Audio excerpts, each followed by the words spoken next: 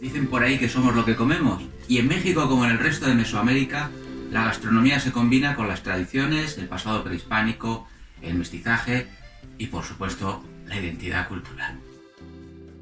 Hablamos de mestizaje para referirnos al encuentro biológico y cultural de culturas diferentes. No solo que se entremezclaron genéticamente, sino también la lengua y la comida. Uno de los platillos más complejos, nutritivos y de infinidad de combinaciones posibles es el mole, palabra que proviene de mulli en náhuatl. Los españoles le llamaban mole para señalar cualquier salsa de platillo prehispánico. Los aztecas, sociedad establecida en Mesoamérica, ofrecían durante las calendas o festividades en honor a sus dioses unas cabezas de gallina en cajetes con su molli. Ya se hablaba del mole en la Historia General de la Nueva España, o en el Códice Florentino, como mejor lo conocemos, escrito por Fray Bernardino de Sahagún en el siglo XVI. El fraile describe un mole o pipián como cazuela de gallina ágora pipiana, es decir, el mole como lo conocemos hoy se fue enriqueciendo con algunos alimentos traídos de Europa como la pimienta negra, la nuez moscada, el anís, la canela o el jengibre.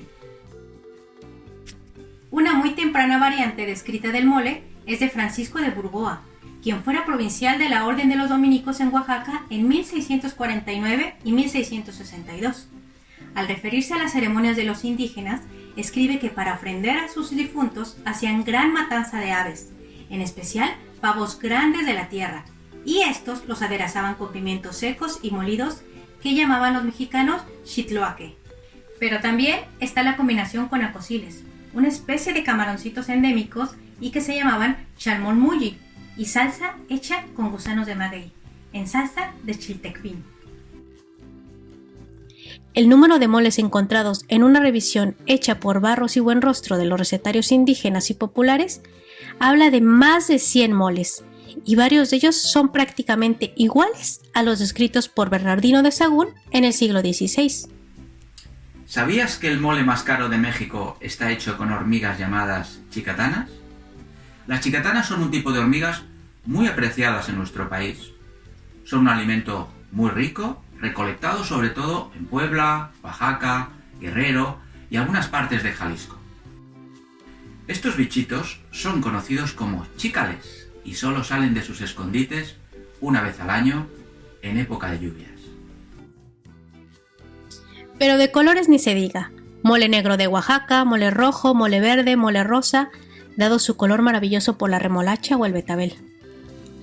A lo largo de los años se han agregado diferentes ingredientes para enriquecer aún más la salsa, que por su versatilidad puede acompañar múltiples guisos. Pero a pesar de los olores, colores y sabores en el mole, la clave está en el chile. En México actualmente crecen hasta 64 tipos de chile. Pero además de su delicioso sabor, algo picosito, por cierto, el mole cuenta con una cantidad importante de nutrientes y vitaminas. Además de la magia que conlleva los ingredientes presentes en el mole, también los átomos pueden intervenir en la cocina según estudios químicos en el mole. Se dice que las principales propiedades químicas son el aroma y sabor, ya que estas dos sustancias dependen de la composición que tenga el alimento y la presencia de sustancias ácidas, salinas o volátiles. Una receta más o menos habitual lleva los principales ingredientes. Primero que nada tenemos los ingredientes indígenas, 4 variedades de chiles, anchos, pasillas, mulatos y chipotles, chocolate, tortillas de maíz tostada y jitomate o tomate como lo conocemos de este lado del mundo. Los ingredientes árabes son el ajonjolí y las almendras, mientras que los ingredientes europeos son las nueces, el pan o galletas de trigo tostado, anís, pasas, cebolla y ajo. Finalmente tenemos las especias orientales como el clavo, la pimienta y la canela. Y más allá de una folclórica experiencia, comer chile te proporciona vitaminas. Tiene efectos anticancerosos, analgésicos, antioxidantes, antiinflamatorios y antimicrobianos. Y está comprobado que existe un motivo neuronal sobre por qué nos gusta tanto. El mole representa cabalmente, como ningún otro platillo de la cocina mexicana, el mestizaje de la misma. Es la suma de casi 5 siglos de sincretismo culinario y podemos observarlo en el mole poblano.